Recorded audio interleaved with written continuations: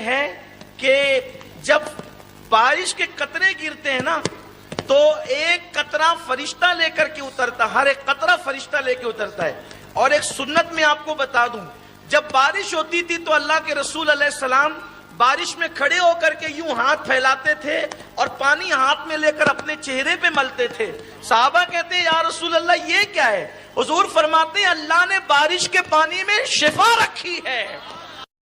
اب کون کہتا ہے کہ بارش کے پانی سے بیماری ہوتی ہے؟ بیمار دل ہوتے ہیں تو جسم بیمار ہوتا ہے، ورنہ بارش کے پانی میں اللہ نے شفا رکھی ہے۔ اور مولا مشکل کشا مولا علی کرم اللہ تعالی وجہ الکریم فرماتے ہیں کہ بارش کا